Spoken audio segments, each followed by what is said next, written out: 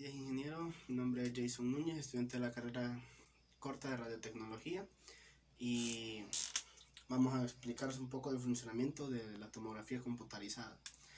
La tomografía computarizada es la que se utiliza para realizar exámenes y se realizan exámenes en los cuales se coloca al paciente. Tenemos aquí la camilla, este es el gantry y aquí está el paciente, en los cuales nosotros podemos hacer un examen completo, un examen de tórax, o ya sea cráneo caudal. Y en la tomografía computarizada tenemos varias generaciones. En la primera generación tenemos que era como tipo lápiz nuestro tubo. Tenemos el tubo y era un tipo lápiz y constaba de un solo detector. Entonces aquí teníamos al paciente y hacía una exposición y esto rotaba, pero con un grado de inclinación. Se rotaba y este se trasladaba y así. Entonces habían varias tomas y había que rotar uno a uno, y se requerían 180 trasladaciones para realizar una imagen. Era bastante tardado, la verdad. Se tardaban más de 5 minutos para requerir una imagen. Luego tenemos el sistema de segunda generación. Ese ya prácticamente venía mejorando todo, porque ya no era de lápiz, sino que era de abanico, algo así. Entonces era más amplio y constaba de unos detectores, y este ya se movía siempre y se podía conseguir la imagen en menos tiempo, ya en unos más o menos unos 30 segundos por ahí. Y siempre el mismo sistema, se trasladaba y había que movilizar los detectores y así se movían y se iban haciendo. Con estas se requerían menos, cada trasladación se requerían más o menos entre unas 30 trasladaciones, y cada giro era entre 5 a 10 grados. Ya en la de tercera generación, ya aquí ya hubo un avance mayor. Siempre era de abanico, pero los detectores ya se movían de una mejor manera y se obtenía ya en subsegundos la imagen. Ya se obtenía una imagen mucho más rápido, la dosis de radiación era más eficiente. Y tenemos los sistemas de cuarta generación. Los sistemas de cuarta generación, lo mismo. Teníamos el haz, las matrices de detectores. Sin embargo, aquí nosotros teníamos todo esto, detectores estacionarios. ¿Qué me refiero con detectores estacionarios? Que el tubo de rayos X es el que giraba alrededor.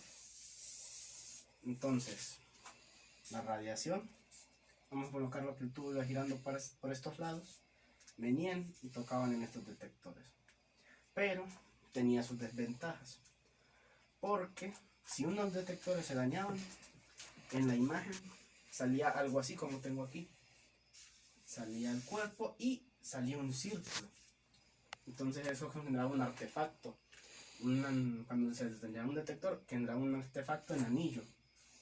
Entonces se miraba la anatomía del paciente y el anillo en el centro. Entonces, esto, aquí me equivoqué, esto pasaba en el sistema de tercera generación, perdón. En el de cuarta esto se eliminó. Esto pasaba aquí, porque este sistema ya venía a sustituir este problema. Se me había olvidado mencionar eso, pero ese problema es de la tercera generación.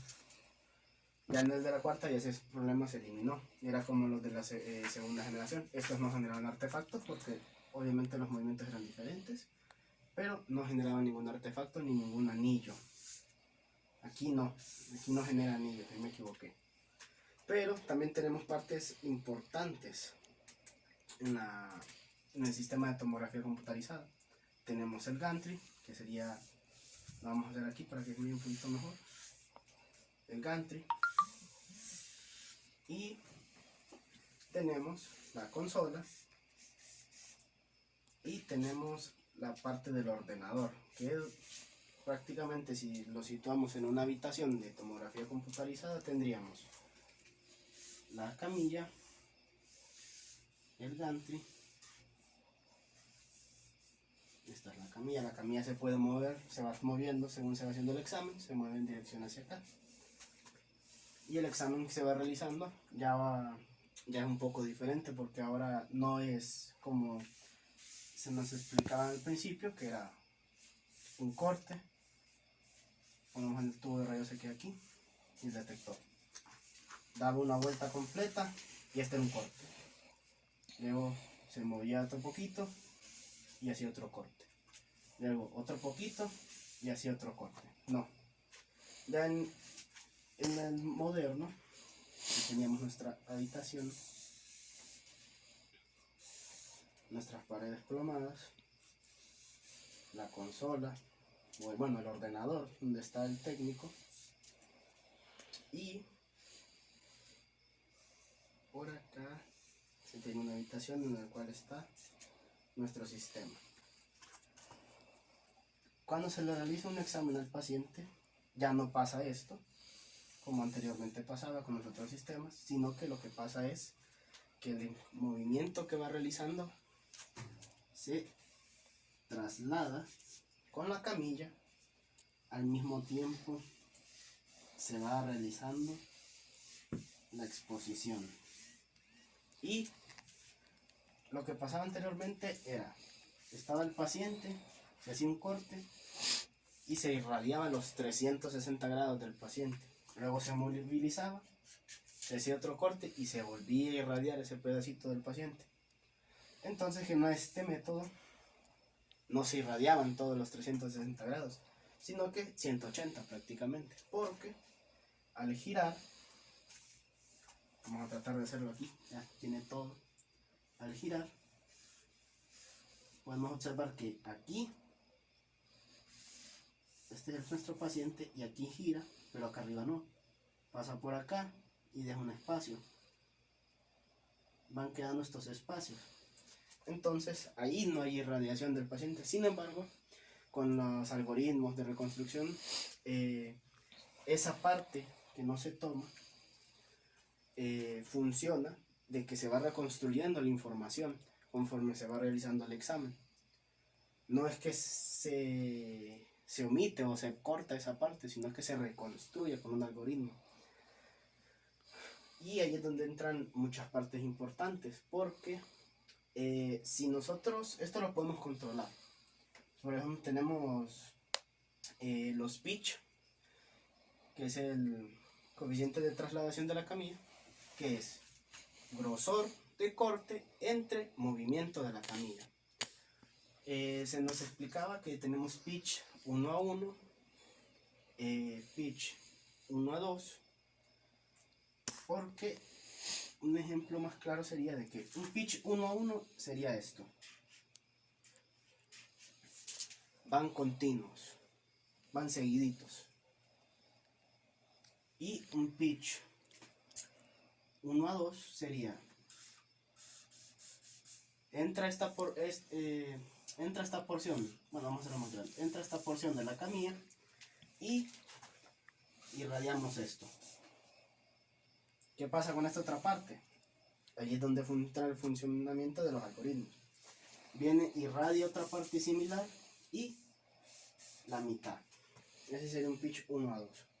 Y se pueden incrementar 1 a 3, pero conforme los vayamos haciendo más grandes, más se va a forzar el algoritmo para poder completar la información. Entonces lo que va a pasar es que vamos a tener una menor resolución, un menor contraste, vamos a tener más ruido, porque estamos aumentando.